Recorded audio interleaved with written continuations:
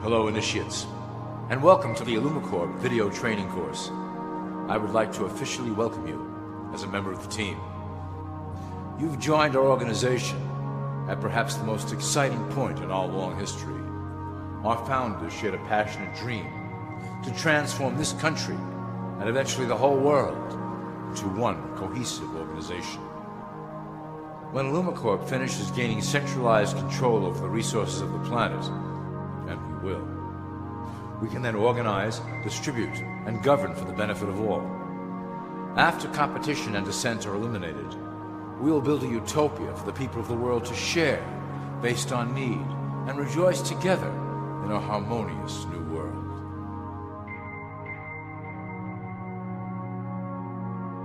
This presentation is designed to enlighten you about our organization's goals and achievements. As your guide, I will help to answer some basic questions you might have about IIIumiCorp and familiarize you with the valuable role you will play in helping us reach our prime objective. So please, take a tour with me as we march together towards an exciting new world. All people are aware of class. To them, society is made up of the rich, the middle, and the poor. The one thing that all three classes don't understand is that the pyramid continues upward. There is a detached hidden capstone made up of an elite board of directors who own and manage IIIumiCorp. The three classes below, in essence, become the assets and resources of IIIumiCorp. IIIumiCorp is divided into various administrative branches, but each branch has the same 5 levels in their hierarchy. You will begin at the bottom, in the initiate category. As such, your role will be to make sure that your orders are carried out through the sub-corporations and institutions controlled by IIIumiCorp. You will be placed in plain sight, at the head of a company or institution in the public sector, to carry out the plans delivered from above. Remember, your role is very important. You will be the face of IIIumiCorp to the outside world. You are our connection to the masses below. Never speak publicly about your orders or your masters. Now let's look at IIIumiCorp's 6 administrative branches and their functions. You will be placed in a top position of power among one of the following sectors. In this way, as you are monitored and guided from above, you will decide strategy and introduce programs that further our goals. For that is the secret to IIIumiCorp's success. Control the head, and you control the body. This is potentially IIIumiCorp's most effective instrument for global control. Through international banking, we manipulate the fate of all countries. We have introduced many institutions, such as the IMF and WTO, that work in our favor to impoverish disobedient nations. Always remember, debt is a powerful weapon against countries that don't share IIIumiCorp's vision. Perhaps our greatest achievement in banking is the Federal Reserve System. It is a collection of international banks owned by IIIumiCorp members and financiers. It was created to form a centralized banking system through the Federal Reserve Act of 1913, an act that was indeed penned by some of our most esteemed members. Many of you might still assume that the government itself prints and issues the currency. That is not the case. When America needs money, they go to our boys and ask for it. The money is printed, but it is only representative of a loan. Interest accrues on that dollar until it is paid back to the Fed. In fact, the federal taxes paid by the American population go almost entirely to paying off this debt. So you see, IIIumiCorp derives a healthy amount of its operation funding directly from the debt of the public. Needless to say, this is one of our most crucial sources of funding and one of our proudest achievements here at IIIumiCorp. Through mergers and acquisitions, we have slowly and silently bought up the majority of U.S. industry. IIIumiCorp and its members own most of the oil, transport, banking, media, food and communications industries in America and abroad. Through fewer and fewer conglomerates, we are able to effect with great precision the machinations of labor and government. Ultimately, corporations will replace government as a centralized international body that can meet the needs of the public worldwide without the chaos created by national self-interest. When IIIumiCorp goes public, corporatism will be the foundation for world government. Conglomerates will merge into one cohesive corporation that is responsible only to IIUMICORP and the needs of its global employment force. IIUMICORP's control of the American military is another impressive tool in our possession. We have nurtured these institutions lavishly to serve as the prototype for our global police force. When ready, our technology and manpower will dominate those who oppose the coming new world order. By utilizing American patriotism, we have fostered in the American soldier the philosophy of peace through superior force. When the time is right, we will migrate that mentality towards the belief in a global government who must protect all people through superior force. We have used the American military-industrial complex to build the arsenal necessary to instigate the final cleansing outlined in IIUMICORP's Great Plan. Our primary target will be Islamic nations who will never submit to our Western-centric domination. They also hold much of the remaining oil reserve of the planet. IIUMICORP must own that precious resource, as it is crucial in maintaining our domination over the countries of the world. Through IIUMICORP's enormous federal funding of the military, we can develop new forms of warfare and population reduction. The public can't imagine what we were in the process of developing. Soon, even the weather will be a weapon under our control. We will be able to create droughts, floods, hurricanes, and even tsunamis with no fingerprints attached.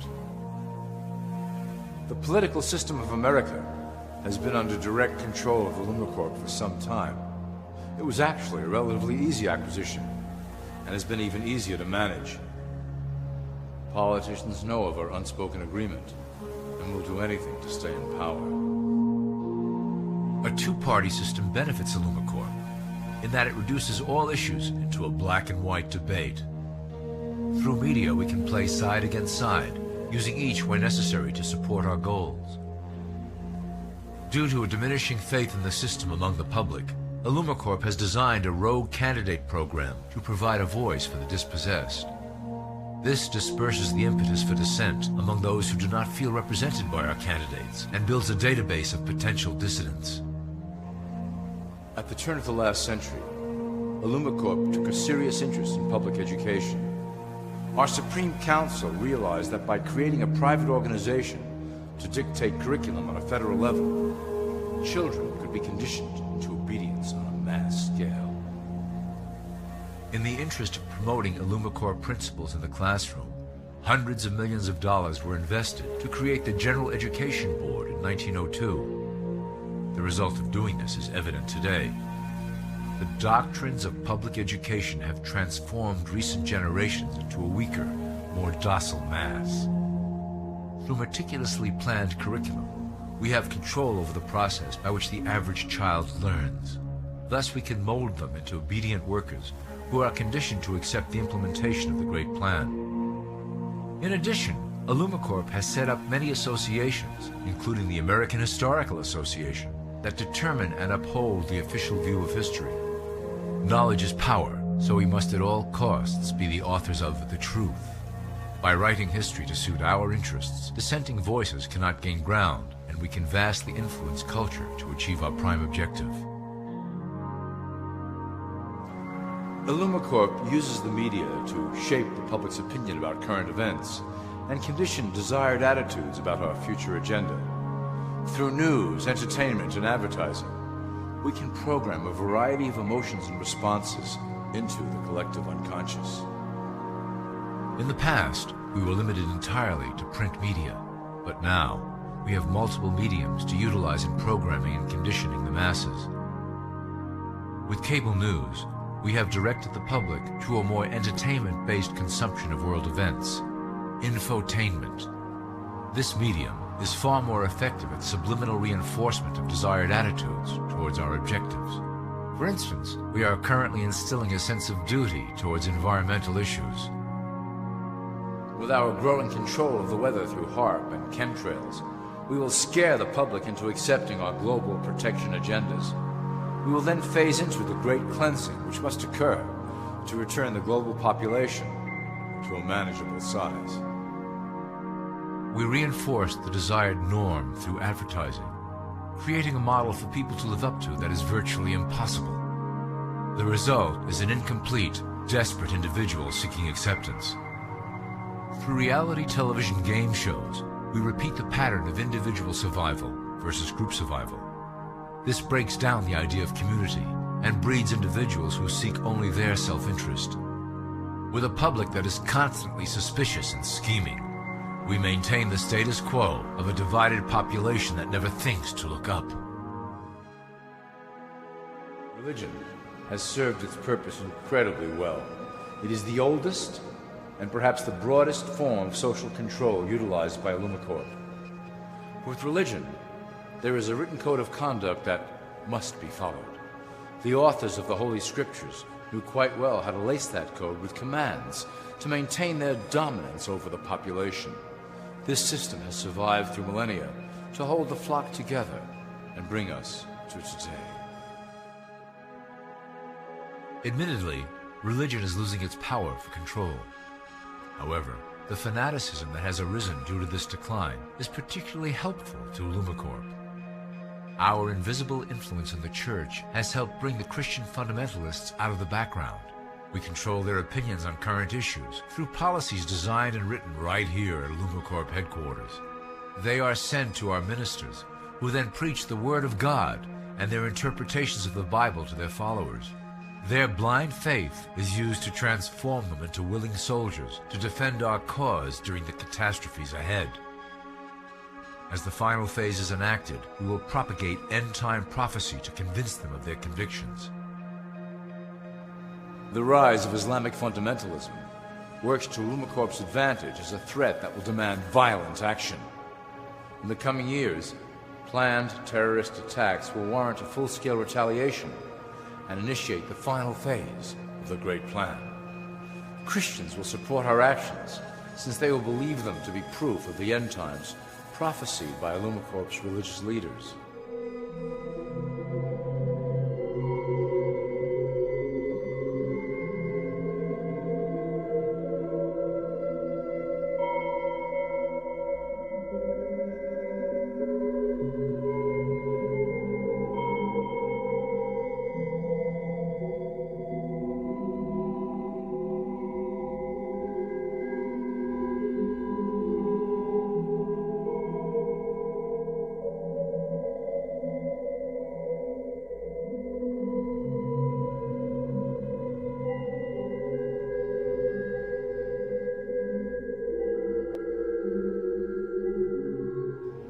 Now that you have a basic understanding of how we work over here at IIUMICORP, I would like to introduce you to one of our latest projects, the Control Grid. Since ancient times, it has been the desire of the Illumins to wield control of the masses below, both to protect us from them and them from themselves. The tools through the ages have been effective, but always blunt and inaccurate. But now, with the release of new technology to the masses, we have the real ability to implement a control grid with finance, industry, government, and military under our strict control. We can safely ship the population into a new world, monitored and controlled by IIUMICORP. Technology such as the internet, GPS, and RFID chips are pillars of the invisible prison we are erecting around the people. Within the decade, we will have real ID cards that contain criminal records and pertinent information, all linked to federal databases. Cell phones will tell us where each individual is, linked to the same database. Through intelligence agencies and Homeland Security, we will monitor individuals who oppose the Great Plan and remove them from the grid. Quickly, the population will learn that they have a choice: support the system and benefit from its luxuries, or reject it and lose access to the grid. Well, that was quite an overview. I hope it gave you an understanding of our process and basic overall structure here at IIUMICORP. The dawn of a new era is on the horizon, and it will shine gloriously over the new world that we have built together.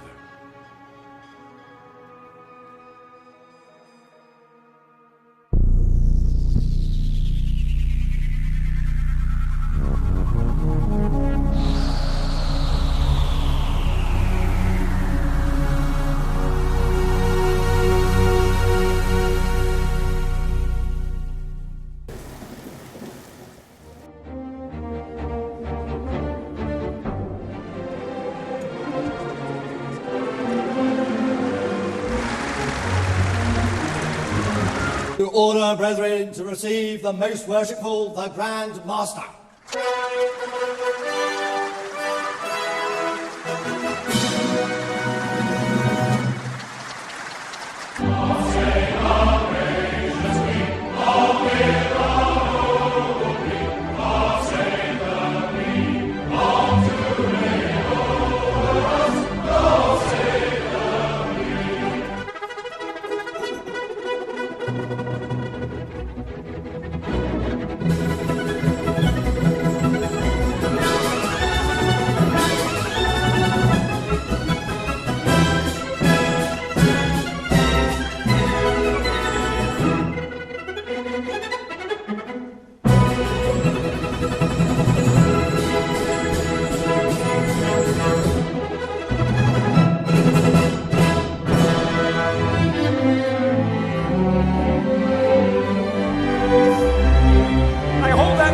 Self-evident, Brother Franklin, all men are created equal.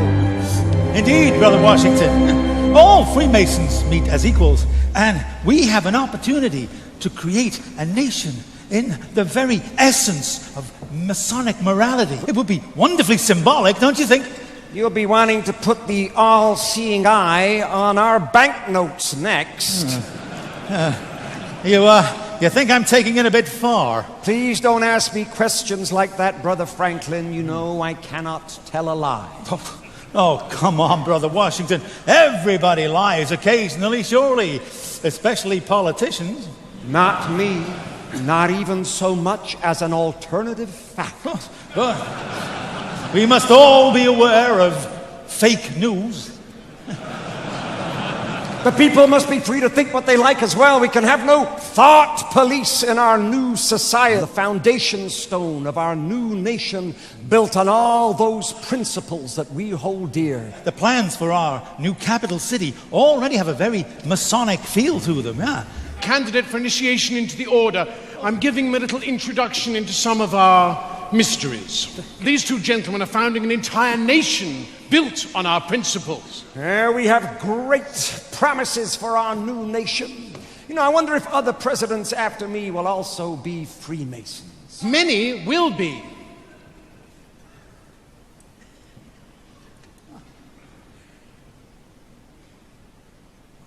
And Freemasonry will become embedded in the American culture. And the I will appear on the banknotes. Oh, God. These principles will be honored with a gift from your French brethren. A gift that will be a welcoming beacon to the poor and oppressed. This is the statue we are giving you. It's a bit small, isn't it? Oh, this is a maquette. The real thing is bigger. Much, much bigger. America will produce a great many great Americans from many different walks of life and many different fields, and many will be Masons. Sportsmen, actors, writers, soldiers, filmmakers, businessmen, inventors, astronauts. What on earth is an astronaut? No, they're not. I don't follow. Well, they're not on Earth, they're in space. In fact, Brother Buzz Aldrin was the second man to walk upon the surface of the moon. That's the best thing I've heard this evening. What, that a Mason walked on the moon? Man on the moon. Amazing. But don't forget the musicians. Do not forget the musicians.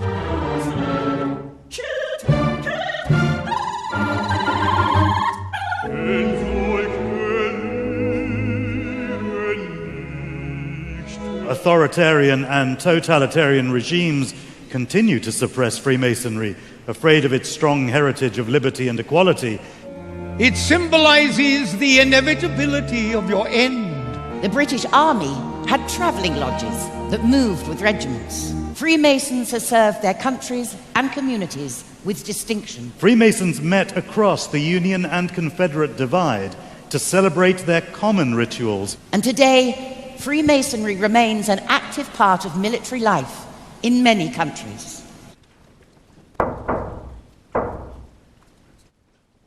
Freemasonry has burned as a blazing fire through the last 3 centuries, the driving force behind the Royal Society, was initiated into Freemasonry Prince Edward, Duke of Kent, father of Queen Victoria, and Prince Augustus, Duke of Sussex.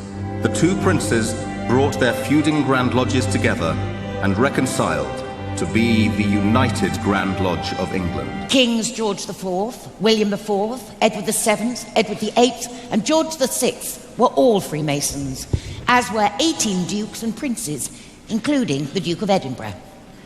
This year, His Royal Highness Prince Edward, the Duke of Kent, celebrates his 50th year as Grand Master of the United Grand Lodge of England. His Royal Highness was proposed into Freemasonry by the then Grand Master, the Earl of Scarborough. He was initiated into Royal Alpha Lodge number 16, an advocate for the craft all over the world, continuing 3 centuries of distinguished royal tradition at the very heart of English Freemasonry. To order, brethren, to receive the most worshipful, the Grand Master.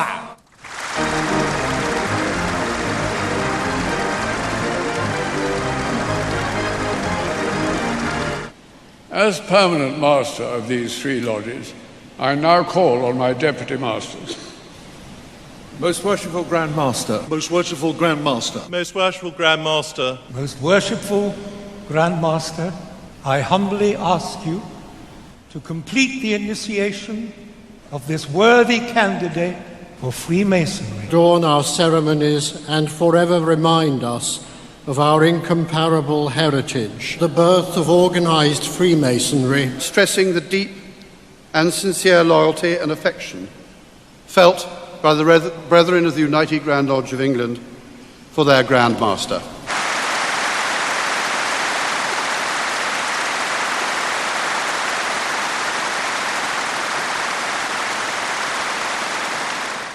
I had the pleasure of meeting 136 Grand Masters visiting from overseas at Freemasons Hall yesterday. Today, though, we are a meeting of more than 4,000, gathered from all around the world, from our own constitution and beyond.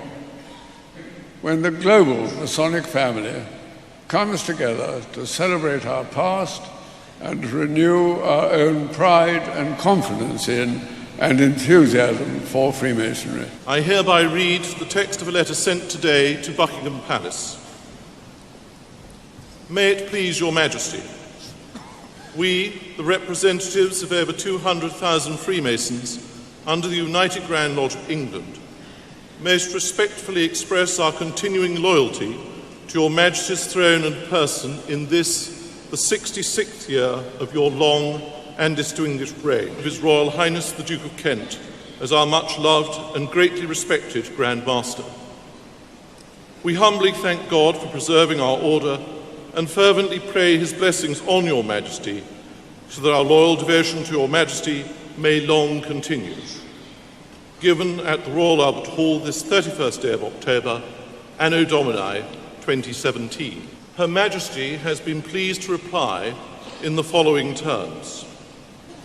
The Queen has asked me to thank you for your kind letter of loyal greetings on behalf of the representatives of the Freemasons under the United Grand Lodge of England, which are being celebrated on the 31st of October at the Royal Albert Hall. Her Majesty appreciated your thoughtfulness in writing as you did. We leave the Royal Albert Hall even more proud of our ancient institution. Worldwide, Freemasonry remains as important and relevant as ever. A global society of perhaps 6 million people. As the globe embraced Freemasonry, enlightenment came. I may not agree with what you say, but I shall defend to the death your right to say it. None is more hopelessly enslaved than those who falsely believe they are free. Coat of arms of Donald Trump. What does it actually represent? Well, this is rather interesting, actually. This is arcane Scottish heraldic law providing evidence of Donald Trump's deep Anglophilia, I would say, and also touches upon the royal prerogative. There we have the double-headed eagle representing his Scottish Germanic heritage.